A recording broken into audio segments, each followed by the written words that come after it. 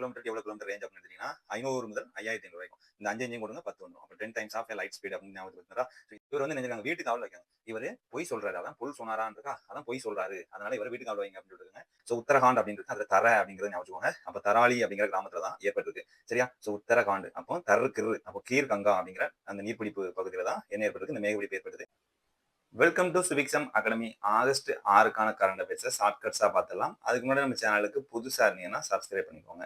So உத்தரகாண்ட்ல நிலச்சரிவு, அதாவது மேகப்பிடிப்பு ஏற்பட்டு இதுல வந்து நிலச்சரிவு ஏற்பட்டிருக்கு. எக்ஸாம் பாயிண்ட் ஆஃப் வியூல எந்த இடம் எந்த ஆத்துல இது ஏற்பட்டதுங்கிறது பார்த்தா போதும். ஸோ உத்தரகாண்ட் அப்படின்றது அதுல தர அப்படிங்கிறத ஞாபகம் வச்சுக்கோங்க. அப்ப தராளி அப்படிங்கிற கிராமத்துல தான் ஏற்பட்டிருக்கு. சரியா? ஸோ உத்தரகாண்ட் அப்போ தர்ரு கிரு அப்போ கீர் கங்கா அப்படிங்கிற அந்த நீர்பிடிப்பு பகுதியில தான் என்ன ஏற்பட்டிருக்கு, இந்த மேகப்பிடிப்பு ஏற்பட்டது. இதுல ஏகப்பட்ட பேர் வந்து என்னன்னா இறந்திருக்காங்க அப்படிங்கிற தகவலும் வந்திருக்கு. ஸோ இதுதான் இதுல முக்கியம். ஸோ நெக்ஸ்ட் பாருங்க, திருநங்கையருக்கான கொள்கை. தமிழ்நாடு அரசுக்கு உயர்நீதிமன்றம் பாராட்டு. அதாவது திருநங்கையருக்கு வந்து சிறப்பான சலுகைகள் வேணும் அப்படின்னு சொல்லி 2021 கேஸ் போட்டிருக்காங்க. ஸோ திருநங்கையருக்கு அப்படின்னு சொல்லிட்டு சிறப்பான சலுகைகள் அறிவிச்ச 7வது ஸ்டேட் எது அப்படின்னா நம்ம தமிழ்நாடு அப்படின்றாங்க. ஸோ ரொம்ப முக்கியமான ஒரு டேட்டா. இதை மட்டும் இதில் நீங்கள் படிச்சுக்கிட்டா போதும். அதில் எங்கே கொடுத்துருக்காங்க அப்படின்னா, ஸோ 7வது ஸ்டேட்டாக இருக்குது இந்த கொடுத்துருக்காங்களா, 7வது மாநிலமாக நம்ம தான் இருக்கோங்கிறத மட்டும் ஞாபகம் வச்சுக்கோங்க. ஸோ நாட்டின் நீண்டகால உள்துறை அமைச்சராக அமித்ஷா.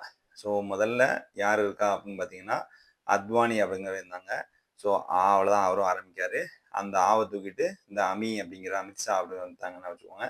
ஸோ அத்வானி எவ்வளோ நாள் இருந்தார், இதை மட்டும் நம்ம தெளிவாக படிச்சுக்கணும். 2256.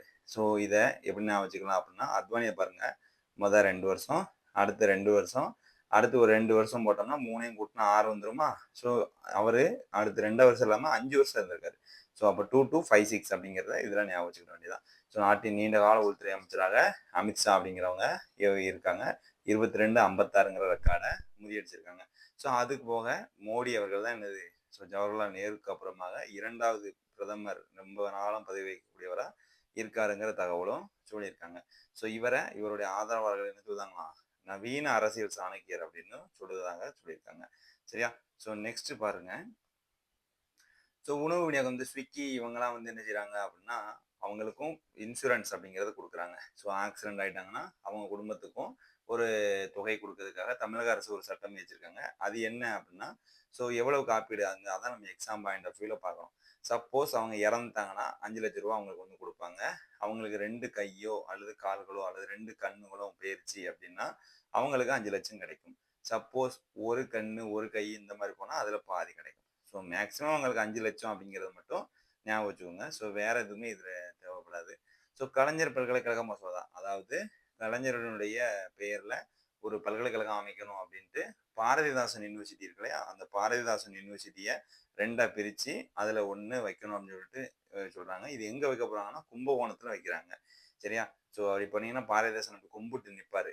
உடனே நீங்க மட்டும் கும்பிடாதீங்க, கலைஞர் ஐயாவையும் கும்பிட வச்சிருவோம் அப்படின்னு சொல்லிட்டு கேட்குறாங்க. சரியா? ஸோ அப்போ கும்பகோணத்துல இது நடக்குது அப்படிங்கிறதுக்கான ஷார்ட்கட் இது. ஸோ இது இந்த மசோதா வந்து என்ன அப்படின்னா, இதுல முதலமைச்சர் வந்து வேந்தரா இருக்க போறாரு. தமிழகத்தினுடைய உயர்கல்வித்துறை அமைச்சர் இருக்காரா, அவர் வந்து துணை வேந்தரா இருக்க போறாரு. ஸோ இப்படி சொன்னதுனால இந்த மசோதா வந்து என்ன செஞ்சுட்டாங்க, ஆளுநர் அவர்கள் குடியரசுத் தலைவருக்கு அனுப்பிட்டாங்க. ஏற்கனவே துணைவேந்தர்கள் நியமனம் பத்தி ஒரு சர்ச்சை இருக்கு இல்லையா, அந்த காரணம் காட்டி குடியரசுத் தலைவருக்கு இந்த மசோதா வந்து அனுப்பி வச்சிருக்கதாக சொல்லியிருக்காங்க. ஸோ இதுல மெயினா தெரிய வேண்டியது நான் சொன்ன பாயிண்ட் தான். ஸோ கோவா பேரவையில் எஸ்டி பிரிவன், அதாவது 2011ஆம் ஆண்டு மக்கள் தொகை எடுத்திருக்காங்க. ஸோ இது 3ஐயும் கூட்டுங்களேன், 2011 4 வந்துருச்சா. ஸோ மொத்தம் 40 தொகுதி அங்க இருக்கு. அந்த 40 தொகுதியில ஆல்ரெடி எஸ்சிக்கு ஒரு தொகுதி கொடுத்தாங்க, அந்த 11. அப்போ எஸ்சிக்கு ஒரு தொகுதி கொடுத்தாங்க. அதே மாதிரி எஸ்டிக்கு ஒரு தொகுதி கொடுத்தாங்க. ஏன் அப்படின்னா அந்த எஸ்டி வந்து மக்கள் தொகை அதிகரிச்சுட்டே வராங்க, அதனால அவங்களுக்கு ஒரு தொகுதி கொடுக்கணும் அப்படின்னு சொல்லியிருக்காங்க. அந்த சட்ட மசோதா இப்போது நிறைவேறிருக்கு அப்படின்னு வச்சுக்கோங்க. ஸோ கோவால அப்போ என்னென்ன வச்சுக்கணும், ஸோ 40 தொகுதி இருக்கு அப்படின்னு வச்சுக்கணும். ஸோ நெக்ஸ்ட் நம்ம பார்க்கறது ஜம்மு காஷ்மீருடைய முன்னாள் ஆளுநர் சத்யபால் மாலிக். ஸோ இவர் தான் சத்தியம் செஞ்சு கொடுத்துருக்காரு. சத்தியமா நான் ஆளுநராக இருக்கையிலே என்ன செஞ்சிடணும், ஜம்மு காஷ்மீரோட சிறப்பு அந்தஸ்தை பிடுங்கிடணும் அப்படின்னு சத்தியம் பண்ணி கொடுத்துருக்காரு. அதான் சத்யபால் மாலிக் அப்படிங்கிறத ஞாபகம் வச்சுக்கோங்க. ஸோ ஜம்மு காஷ்மீரை நம்ம பிரிச்ச தினம் வந்து ஆகஸ்ட் 5. இதை மறந்துடக்கூடாது, நான் சொல்லியிருப்பேன் ஷார்ட்கட் கூட. ஸோ கஷ்டப்பட்டு கஞ்சி கூட குடிக்காம தான் நாங்கள் அந்த மசோதாவை நீக்கணும் அப்படின்னு பெருமை பேசியிருப்பாங்கன்னு ஷார்ட்கட் சொல்லியிருக்கேன். ஆகஸ்ட் 5 கஷ்டப்பட்டு கஞ்சி கூட குடிக்காம நாங்க வேலை பார்த்தோம் அப்படின்னு வச்சுக்கோங்க. அதை 2ஆ பிரிச்சாங்க. ஜம்மு காஷ்மீர் மற்றும் லடாக் அப்படிங்கிற யூனியன் டெரிட்டரியா அதை வந்து மாத்துனாங்க. அப்பொழுது ஆளுநரா இருந்தவர் யாரு அப்படின்னா இவர் தான். ஸோ இவர் இறந்திருக்கதா சொல்லப்படுது. இவரை பொறுத்தவரைக்கும் இந்த புல்வாமா தாக்குதல் நடந்ததுல அதுலயும் இவர் தான் ஆளுநரா இருந்தாரு அப்படின்னு வச்சுக்கணும். ஆரம்ப காலங்களில் இவர் பிஜேபிக்கு ஆதரவா இருந்து அதுக்கப்புறம் என்ன செஞ்சார், பிஜேபிக்கு கொண்டு வரக்கூடிய திட்டங்கள் குறிப்பா அந்த வேளாண் சட்டங்கள் மற்றும் புல்வாமா தாக்குதல் இது 2க்கு எதிராகவும் ஒரு பயங்கரமான இது பேசி கிளர்ச்சி ஏற்படுத்தினாங்க. ஸோ நம்ம போன வீடியோல பார்த்தோம். ஓரஷ்னிக் அப்படிங்கிறது ஓரஷ் அந்த ரஷ் அப்படின்னு நான் வச்சுக்கணும். ஸோ ரஷ்யானா ஓரஷ்னிக்கு. ஸோ இது வந்து ஒளியை விட 10 மடங்கு வேகமா போகும். அது மட்டும் ஞாபகம் வச்சுக்கணும். ரைட்டா? ஒளியை விட 10 மடங்கு வேகமாக போகக்கூடியது. ஸோ இது எவ்வளவு கிலோமீட்டர் டு எவ்வளவு கிலோமீட்டர் ரேஞ்ச் அப்படின்னு எடுத்துட்டீங்கன்னா 500 முதல் 5500 வரைக்கும். இந்த 5 5யும் கொடுங்க 10 வந்துடும். அப்போ 10 times of a light speed அப்படின்னு ஞாபகத்துக்கு வச்சுருந்தா. ஸோ இது 2யும் ஞாபகம் வச்சுக்க வேண்டியதான். ஸோ இதை வந்து நாங்கள் என்ன செய்ய போறோமா, பெலாரஸ்ல போய் நிப்பாட்ட போறோம் அப்படின்னு சொல்லிட்டு ரஷ்ய அதிபரான புதின் அவர் வந்து என்ன சொல்லியிருக்காங்க. ஸோ நெக்ஸ்ட் பாருங்க, பொல்சோனாரோவுக்கு வீட்டுக்காவல். அதாவது பிரேசிலுக்கும் இப்போ ட்ரம்ப் வந்து என்ன செஞ்சிருக்காங்கன்னா டேரிஃப் வந்து 50% கொண்டு வந்திருக்காங்க. இந்த பொல்சோனாரோ அப்படிங்கிறவங்க எதிர்கட்சி. சரியா? எதிர்கட்சியை சேர்ந்தவர். இப்போ இவர் 2022ல நடந்த எலெக்ஷன்ல வந்து தோத்துறாரு. தோத்த உடனே கரண்டா இருக்கக்கூடிய அதிபரையும் என்ன செய்தார் இவரு, நான் வந்து கொல்ல போறேன் அப்படின்னு சொல்றாரு. லூலா அவன் வந்து லோலாக்கு நான் அவனை வந்து என்ன செய்ய போறேன், கொல்ல போறேன் அப்படின்றது. அதே மாதிரி உச்சநீதிமன்ற நீதிபதியையும் கொல்ல போறேன்னு ஒரு சதி திட்டம் திட்டினதாக இவர் வந்து நினைஞ்சிருக்காங்க. வீட்டுக்கு காவல் வைக்காங்க. இவரு பொய் சொல்றாரு. அதான் புல் சொன்னாரான் இருக்கா, அதான் பொய் சொல்றாரு. அதனால இவரை வீட்டுக்கு காவல் வைங்க அப்படின்னு சொல்லிருக்காங்க. இதுல பியூட்டி என்னன்னா இவருடைய 3 பையங்களுமே என்ன செஞ்சிருக்காங்க, ஸோ எம்பியா இருக்காங்க. அதான் மேட்ரு. ஸோ வேற ஒண்ணு இது முக்கியமான தகவல் இல்ல. அப்போ வீட்டு காவல்ல யார் வச்சிருக்கா, பொய் சொல்றதுனால வைக்கிறாங்க. இப்போ பொல் சொன்னாரா அப்படிங்கிறத ஞாபகம் வச்சுக்கோங்க. பிரேசில் நாட்டை சேர்ந்தவர்.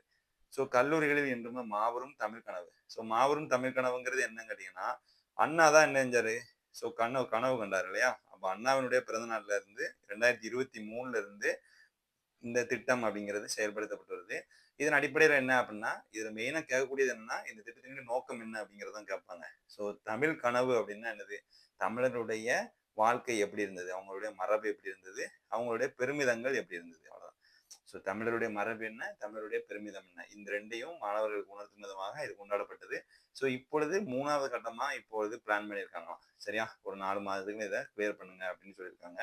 ஸோ இதோட இந்த கரண்ட் அஃபேர்ஸ் அப்படிங்கிறது முடியுது. ஸோ நெக்ஸ்ட் வீடியோவில் சந்திக்கலாம். நன்றி, வணக்கம்.